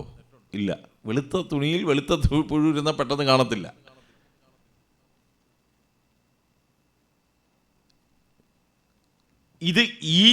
അതെന്തുകൊണ്ടാണ്? ഇന്ദ്രിയങ്ങളുടെ പരിമിതിയാണ്. അപ്പോൾ ആ ഇന്ദ്രിയത്തിൻ്റെ പരിമിതിയെ ഉപയോഗിച്ച് സാധ്യമായ ചിലതിനെ ചിലർ സാധിച്ചെടുക്കും. ആരാണ് അങ്ങനെ സാധിച്ചെടുക്കുന്നത്? കപടബുദ്ധിക്കാർ. കുയുക്തികളിലൂടെ നിങ്ങളെ സ്വാധീനിച്ചെടുക്കും. ദ്വിതീയാദ് വൈ ഭയം ഭവതി. എവിടുന്നാണ് ഭയം ആരംഭിക്കുന്നത് എന്ന ചിന്ത. എന്തുകൊണ്ടാണ് വേദസ്വരൂപത്തെ നിങ്ങൾ അറിയേണ്ടത്? അപ്പോൾ പരിപൂർണ ജാതക വിശ്വാസിയായ ഒരാൾ തൻ്റെ ഗുരുവിൻ്റെ വാക്ക് കേട്ട് തൻ്റെ ഗുരുവിങ്കൽ സർവ്വതും സമർപ്പിച്ച് എന്തും ചെയ്യാനുള്ള ധൈര്യം നേടുന്നു. നമ്മൾ അത്ഭുതപ്പെട്ടു പോകും. ഇപ്പോൾ പലരും പറയാറുണ്ട് സത്യസായി പ്രസ്ഥാനം, മാതാ അമൃതാനന്ദമയിയുടെ അമ്മയുടെ പ്രസ്ഥാനങ്ങൾ, സദ്ഗുരുവിൻ്റെ പ്രസ്ഥാനങ്ങൾ, ഇപ്പോൾ ഇവിടെ നടക്കുന്ന ഇപ്പം സമാജത്തിൻ്റെ സംവിധാനത്തിനകത്ത് വരുന്ന രാംദേവിൻ്റെ പ്രസ്ഥാനങ്ങൾ നോക്കൂ. ഇവിടൊക്കെ നമ്മളാരും പ്രതീക്ഷിക്കാത്ത തരത്തിലൊക്കെയുള്ള ഒരു അടുക്കും ചിട്ടയുണ്ട്. അതിൻ്റെ കാരണം എന്താണെന്നറിയോ? ഇവരെല്ലാം ഭയന്നാണ് കാര്യങ്ങൾ ചെയ്യുന്നത്. എന്തിനെ ഭയന്ന്? ഇവർക്ക് ഈശ്വരനെ ഭയമില്ല, പക്ഷെ ഇവരുടെ വിശ്വാസത്തിലുള്ള ഈശ്വര തുല്യരായ തങ്ങളുടെ ഗുരുക്കളെ, ഗുരുവിനെ, ഗുരുതത്വത്തെ, ഗുരുത്വത്തെയൊക്കെ ഇവർ വല്ലാതെ ഭയപ്പെടുന്നുണ്ട്. ഗംഭീര പണികൾ ഈ ഗുരുഗീത പോലുള്ള ഗ്രന്ഥങ്ങൾ തീർക്കുകയും ചെയ്യുന്നുണ്ട്. എന്താണ് ചെറിയൊരു ഉദാഹരണം പറഞ്ഞാൽ, ഈശ്വരൻ നിങ്ങളോട് ക്ഷമിക്കും ഇല്ലേ? ഈശ്വരൻ എന്താ? ക്ഷമാസ്വരൂപിയാണ്. ഈശ്വരൻ നിങ്ങളോട് ക്ഷമിക്കും. ഈശ്വരനോട് എന്തെങ്കിലും തെറ്റ് ചെയ്താലും നിങ്ങൾ പക്ഷെ ഗുരു നിങ്ങളെ ശപിച്ചാൽ പിന്നെ നീ രക്ഷപ്പെടത്തേയില്ല. പിന്നെ ആരെങ്കിലും ഗുരുവിനെതിരെ പറയാൻ പോകും. പക്ഷെ ചിലരുണ്ട് അതിനെ അതിജീവിച്ച് പല കാര്യങ്ങളും വെട്ടി തുറന്ന് പറഞ്ഞു കളയും. അതെന്താ പ്രശ്നം? ഇവൻ ഈ വിശ്വസിച്ച് ഇങ്ങനെ പോയിട്ട് ഇങ്ങനെ ഇരുന്ന് ഇവൻ എവിടെയെങ്കിലും ഒരിടത്ത് തഴി കിട്ടും. ഈ പറയുന്ന കക്ഷി അതൊന്നും അല്ല എന്ന് തോന്നുന്ന ഒരവസ്ഥ ചിലർക്കുണ്ടാവും. മറ്റേതും ഒരു തോന്നലാണല്ലോ. ഇത് സർവ്വവ്യാപിയാണ്, എല്ലാം കണ്ടുകൊണ്ടിരിക്കുകയാണ്. സ്വാമി ഞാൻ എങ്ങോട്ട് എന്ത് മനസ്സ് കൊണ്ടുപോയാലും അമ്മ അന്നേരം അറിയും, സ്വാമി അന്നേരം അറിയും, സദ്ഗുരു അന്നേരം അറിയും. ഇതൊക്കെയാണ് അവരുടെ ധാരണ ഇല്ലേ? അതുകൊണ്ട് തന്നെ അതിൻ്റെ അഡ്മിനിസ്ട്രേറ്റീവ് സർവീസിനകത്ത് ഈ IAS-കാർക്കില്ലാത്ത ഒരു ഭയം, IAS-കാരനുള്ള ഭയം എന്തുവാ? നിയമത്തെയാണ്, കോൺസ്റ്റിറ്റ്യൂഷനെ ഭയം. ഭാരതത്തിനകത്തെ ഈ രാജ്യത്തിൻ്റെ സമ്പദ് വ്യവസ്ഥയും രാജ്യത്തിൻ്റെ ഭരണവ്യവസ്ഥയും രാജ്യത്തിൻ്റെ സൈനിക വ്യവസ്ഥയും ഒക്കെ ചലിക്കുന്നതിൻ്റെ പിന്നിൽ സജീവമായ ഒരു ചേതന സ്വരൂപമില്ല. ജഡത്വപൂർണമായ ഒരു കോൺസ്റ്റിറ്റ്യൂഷനേ ഉള്ളൂ. അതുകൊണ്ടാണ് ചത്തേ ചതഞ്ഞ് എന്ന് പറഞ്ഞ് ഗവൺമെൻറ് സിസ്റ്റം വർക്ക് ചെയ്യുന്നത് ഇല്ലേ? എവിടെയാണോ ഒരു കോൺസ്റ്റിറ്റ്യൂഷനെ കൃത്യമായി ഉപയോഗിക്കുന്ന ഒരു ഭരണാധികാരി വരുന്നത്, അപ്പം ഭയക്കും. ആ കോൺസ്റ്റിറ്റ്യൂഷനെ അല്ല അവിടെ ഭയക്കുന്നത്, ആ ഭരണാധികാരിയെ ഭയക്കുന്നത് ഇല്ലേ? ഏബിളായ ഭരണാധികാരി വരുമ്പോൾ വല്ലാതെ ഭയന്നു പോകും. പല IAS-കാരും പറയുന്നത് നമുക്ക് അറിയാം. വ്യക്തിപരമായ ഒത്തിരി IAS-കാരെ പരിചയമുണ്ട്. പലരും വരുമ്പം പറയുന്നത് നമ്മൾ ശ്രദ്ധിച്ചിട്ടുണ്ട്. അതിലൊരാൾ പറഞ്ഞത് എനിക്കിപ്പോഴും നല്ല ഓർമ്മയുണ്ട്. അദ്ദേഹം പറയുന്നത്, കരുണാകരൻ ആ കാറിൽ ആ സെക്രട്ടേറിയറ്റിൻ്റെ ഗേറ്റ് കടക്കുമ്പോൾ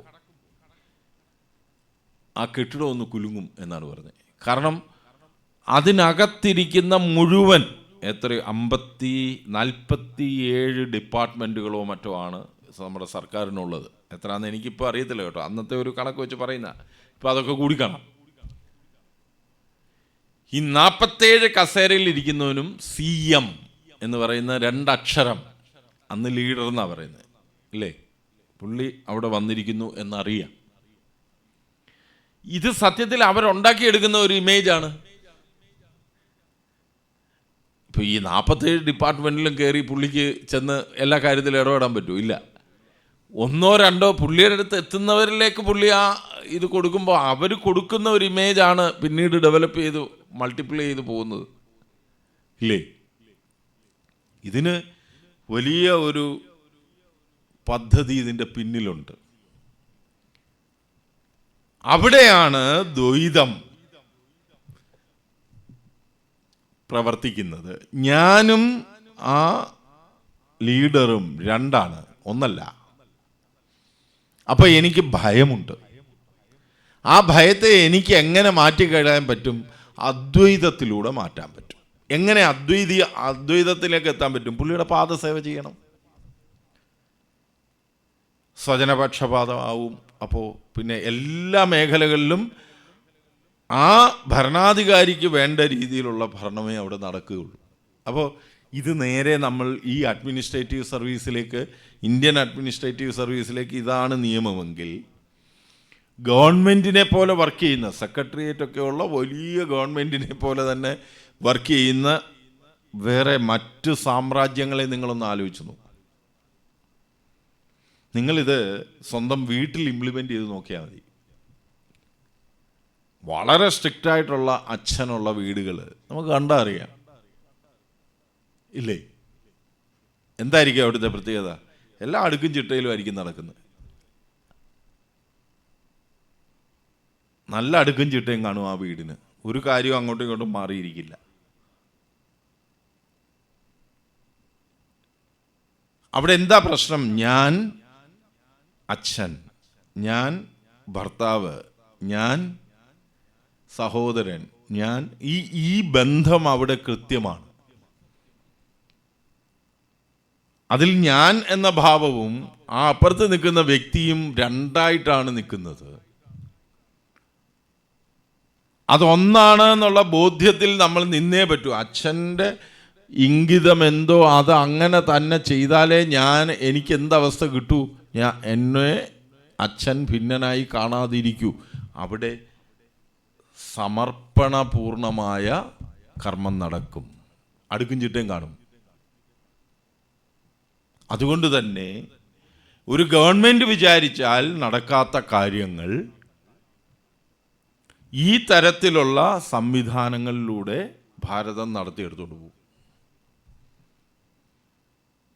നിങ്ങൾ ആലോചിച്ച് നോക്കുക, എത്രയോ കേരളത്തിലെ ഗവൺമെൻറ്റിൻ്റെ കയ്യിൽ എത്ര പണമുണ്ട്, അതിൻ്റെ എത്രയോ ശതമാനം കുറച്ച് പണം മാത്രമായിരിക്കും ഇതുപോലുള്ള സ്ഥാപനങ്ങളിലൊക്കെ ഉണ്ടാകുക. പ്രശ്നം അവരുടെ എന്താണ്? ഈ രണ്ടും വർക്ക് ചെയ്യാതെ വരുന്നതിൻ്റെ പ്രധാനപ്പെട്ട കാരണം എന്താണ്? ഒറ്റ കാരണമേ ഉള്ളൂ. എന്താ കാരണം? സമർപ്പിതരായ വ്യക്തികളുടെ അഭാവം സർക്കാരിലുണ്ട്. സർക്കാരിലെ ഭൂരിപക്ഷം ജീവനക്കാർക്കും അവർക്ക് കിട്ടുന്ന സാലറിയാണ് അവരുടെ പ്രധാന കാര്യം. മറ്റടുത്ത് ₹1 വാങ്ങുന്ന പ്രശ്നമില്ല. അമ്മയുടെ അടുത്ത്, സായിയുടെ അടുത്ത്, സദ്ഗുരുവിൻ്റെ അടുത്ത്. അവർ സർവീസിലാണ് അത് ചെയ്യുന്നത്. സമർപ്പിതരാണവർ.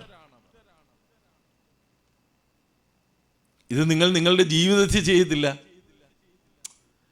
ഇതേ വ്യക്തികളെ അവരവരുടെ ജീവിതത്തിൽ ഒരു കാര്യം ചെയ്യുന്നതും ആശ്രമത്തിലേക്ക് ഒരു കാര്യം ചെയ്യുന്നതും തമ്മിലുള്ള വ്യത്യാസം പഠിച്ചാൽ ഇത് മനസ്സിലാവും. ക്രമത്തിൽ കൂടുതൽ കാലം ആശ്രമ ജീവിതം നയിക്കുന്ന ഒരാൾക്ക് സ്വഭാവേന ഈ സ്വഭാവങ്ങളൊക്കെ അയാൾ വരും. അയാളെ ആരും വിളിക്കേണ്ടി വരില്ല. രാവിലെ 4 മണിക്ക് എണ്ണിക്കും. ഇതിപ്പോൾ നമ്മൾ 4:55 നമ്മൾ ഇതേ നോക്കിയിരിക്കുക, എന്തോ 5 മണിയാകാൻ.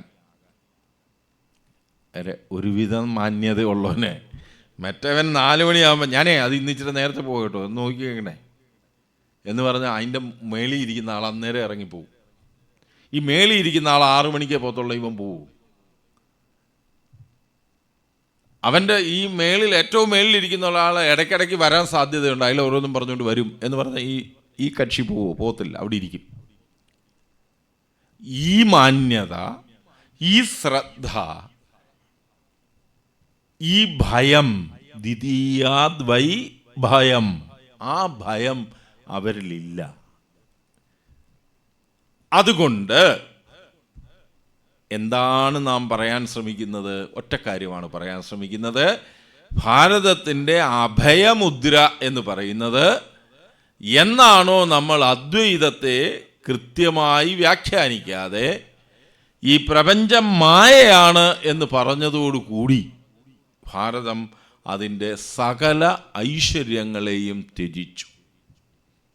നമുക്ക് ഭൗതികമായ ശ്രേയസ്സിൽ ശ്രദ്ധയില്ലാത്തവരായി തീർന്നു. എന്താണ് കാര്യം? ഭൗതികമായ ശ്രേയസ് മായയാണ്. പ്രത്യേകം നിങ്ങൾ പഠിക്കേണ്ട ഒരു വിഷയമാണിത്. കാരണം ബുദ്ധമതവും ജൈനമതവും ഭാരതത്തിനോട് ചെയ്ത ചതി, ആ ശവപ്പെട്ടിയുടെ മുകളിൽ നല്ല ആണി അടിച്ച് ഉറപ്പിക്കുകയാണ് അദ്വൈതത്തിലൂടെ നവീന വേദാന്തികൾ ചെയ്തത്. ശങ്കരാചാര്യരല്ല ചെയ്തത്, നവീന വേദാന്തികൾ ചെയ്തത്. ഈ നവീന വേദാന്തികൾ എവിടുന്നാണ് വരുന്നത്? ജൈന ബൗദ്ധ സമ്പ്രദായത്തിൽ നിന്നാണ് വരുന്നത്.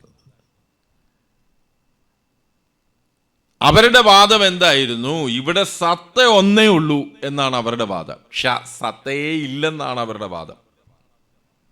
ഒരു ഗ്രൂപ്പ് പറയും സത്ത ഉണ്ടെന്ന്, ഒരു ഗ്രൂപ്പ് പറയും സത്ത ഇല്ലെന്ന്. ജൈനരും ബൗദ്ധരും ഒക്കെ ഇങ്ങനെ വിഭിന്നങ്ങളായ ചർച്ചകളിൽ പോയി. ഈ വിഭിന്ന ചർച്ചകൾക്കിടയ്ക്ക് ത്രയീവിദ്യയുടെ സ്വരൂപസ്ഥാനങ്ങളെ മുഴുവൻ നമ്മൾ നഷ്ടമാക്കി. ഈശ്വരൻ എന്താണെന്നറിയില്ല, ജീവാത്മാവ് എന്താണെന്നറിയില്ല, പ്രകൃതി എന്താണെന്നറിയില്ല.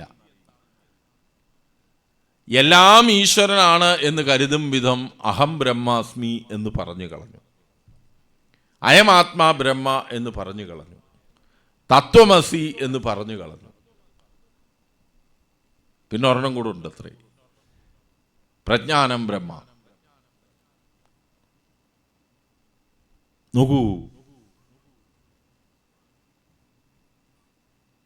ഭാരതത്തിൻ്റെ അധപ്പതന കാരണങ്ങളിൽ പ്രധാനമായി നാം കണ്ടെത്തേണ്ടത് മറ്റെന്തെങ്കിലും നമ്മുടെ മാർഗത്തിൽ വിഘ്നങ്ങളെ സൃഷ്ടിച്ചു എന്നല്ല, മറിച്ച് ഭാരതത്തിൻ്റെ സ്വന്തമായി ഉണ്ടായിരുന്ന ജ്ഞാനശാഖയിൽ പരിപൂർണമായിരുന്ന മനുഷ്യരാശിക്കെല്ലാം തന്നെ പ്രകാശമേകിക്കൊണ്ടിരുന്ന വൈദിക സിദ്ധാന്ത ശാഖയെ വികലമായി വ്യാഖ്യാനിച്ച് അതിനെ നഷ്ടമാക്കുന്ന രീതി കഴിഞ്ഞ എത്രയോ കാലങ്ങളായി ഭാരതത്തിൽ സംഭവിച്ചുകൊണ്ടിരിക്കുകയാണ്.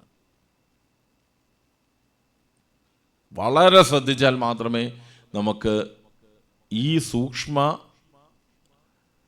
പ്രയോഗത്തിലേക്ക് ചെന്നെത്താൻ പറ്റൂ.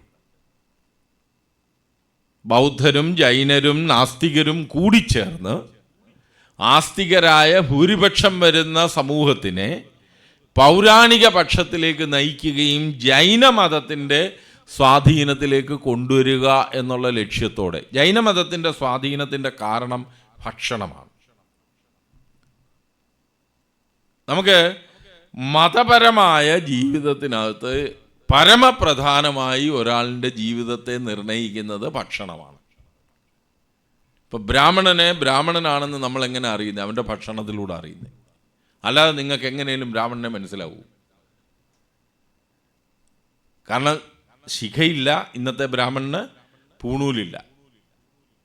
ഇനി പൂണൂലുണ്ടെങ്കിൽ അത് ഷർട്ടിനകത്തിടും, ഷർട്ടിടും, ബനിയനിടും, മുണ്ടെടുക്കും, ഇതൊക്കെ ചെയ്തു തുടങ്ങി. പണ്ട് കാലത്ത് ഇതൊന്നുമില്ല. ഒരു തോർത്തു ഇട്ടു, കുടുംബം വെച്ചു, പൂണൂലും ഇട്ടാൽ ഈ ആൾ ബ്രാഹ്മണനാണ് എന്നറിയാവുന്ന സാമൂഹ്യ വ്യവസ്ഥയുണ്ട്.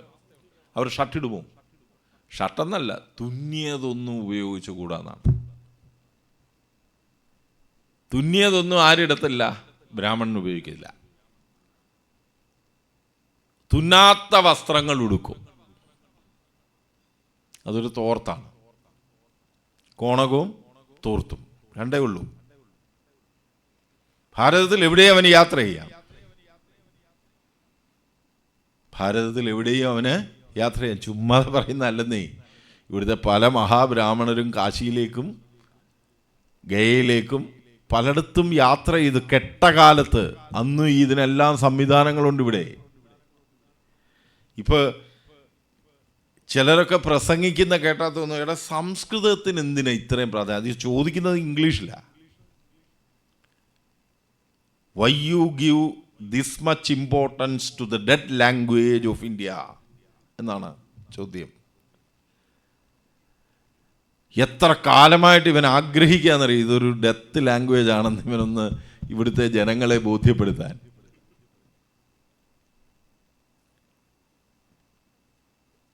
എത്ര കാലമായി? ഇംഗ്ലീഷ് ഉണ്ടായിട്ട് 600 കൊല്ലം 700 കൊല്ലം ആയിട്ടില്ല, ഇല്ലേ?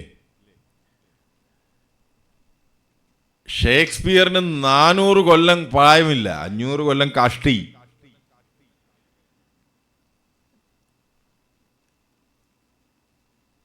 ജാക്സൺ എന്ന് പറയുന്ന ഒരുത്തനോ മറ്റോ ഉണ്ട്, അയാളുണ്ടാക്കിയതാണിത്, ഇല്ലേ? നിങ്ങൾ ആലോചിച്ച് നോക്കൂ, എങ്ങനെയാണ് ഇംഗ്ലീഷ് ലോകഭാഷയുടെ സ്വരൂപത്തിലേക്ക് എത്തിയത്? അതിനകത്ത് വലിയ കാര്യമൊന്നുമില്ല. ലോക ജനസംഖ്യയുടെ നിയന്ത്രണങ്ങൾ അവരുടെ കയ്യിൽ വരുമ്പോൾ ആ ഭാഷയ്ക്ക് പ്രാധാന്യമുണ്ടാകും. നമ്മൾ ഒരു നിയന്ത്രണവും കൊണ്ടല്ല ലോകം മുഴുവൻ സംസ്കൃത ഭാഷയെ എത്തിച്ചത്. ഇന്ന് ലോകത്ത് സംസ്കൃതം നിലനിൽക്കുന്നുണ്ടെങ്കിൽ അതിൻ്റെ കാരണം ജർമ്മനിയും ഇംഗ്ലീഷുകാരനും ഇംഗ്ലണ്ടുകാരനും ഒക്കെ കൂടാണ്, ഇല്ലേ? ചില റീലുകൾ ശ്രദ്ധിച്ചാൽ മനസ്സിലാവും. അവരിങ്ങനെ ചോദിക്കുന്നതാണ്, ഈ സംസ്കൃതം നമ്മളെ അന്യവൽക്കരിക്കുന്നു എന്നാണ്. ദളിതരാക്കി മാറ്റുന്നത് സംസ്കൃതമാണത്രേ.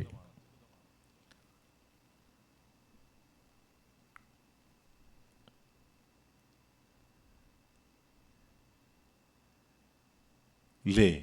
അവരുടെ കൂട്ടത്തിലും മാധവനുണ്ട്, ദാമോദരനുണ്ട്. ആ പേരുകളെയൊക്കെ ഇംഗ്ലീഷുകാരന് എങ്ങനെ തിരുവനന്തപുരത്തിനെ ട്രിവാൻഡ്രമാക്കിയതുപോലെ ഏതോ വിവരം കെട്ടവൻ അതിനെയൊക്കെ പേരുമാറ്റി ഉപയോഗിക്കാൻ അവരെ ശീലിപ്പിച്ചു. ആരാണ് അതിന് തുടക്കം കുറിച്ചതെന്നറിയുമോ?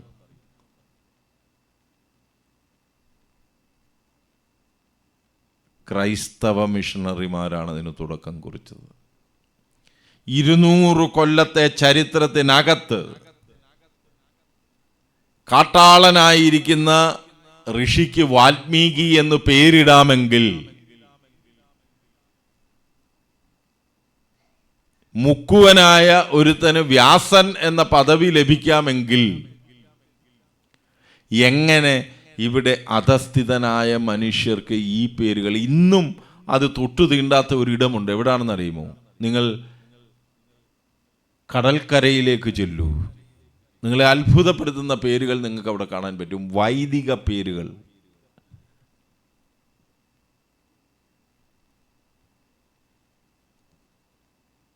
വൈദിക നാമങ്ങൾ കാണാൻ കഴിയും.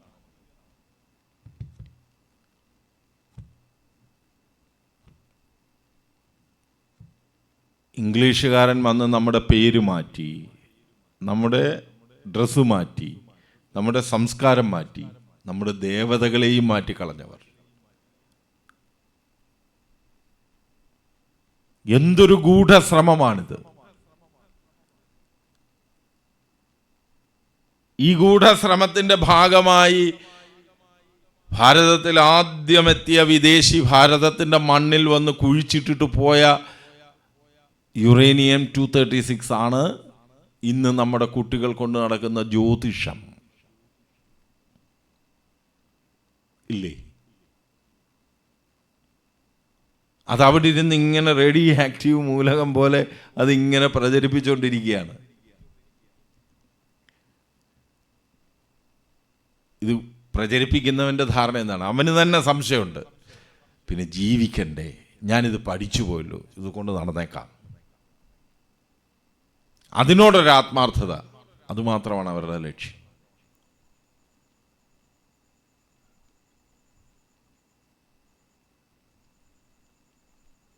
എൻ്റെ രാജ്യം മഹത്തായ അതിൻ്റെ പാരമ്പര്യത്തെ ഉപേക്ഷിച്ചിട്ടുണ്ടെങ്കിൽ അതിൻ്റെ പിന്നിൽ ഒരേ ഒരു കാരണമേ ഉള്ളൂ. എൻ്റെ രാജ്യത്തിൻ്റെ മഹത്വത്തിൻ്റെ മൂല കാരണമായിരുന്ന വേദവിദ്യയെ ഭാരത ജനത ഉപേക്ഷിച്ചു. അതായിരുന്നു എൻ്റെ അഭയമുദ്ര. ആ അഭയമുദ്രയെ ത്യജിച്ച ഒരു വർഗം എങ്ങനെ മുന്നോട്ട് പോകുന്നു എന്നുള്ളതിൻ്റെ വ്യക്തമായ തെളിവാണ് ഇന്നത്തെ ഭാരതം. എന്താണ് ഇതിൽ നിന്ന് ഉള്ള മോചനമാർഗം എന്നുള്ളത് നാളെ നമുക്ക് ചർച്ച ചെയ്യാം. ഓം വിശ്വാനി ദേവസവിതർദുരിതാനി പരാസുവ യത് ഭദ്രം തന്നയാസുവ. ഓം ശാന്തി ശാന്തി ശാന്തി. നമസ്തേ.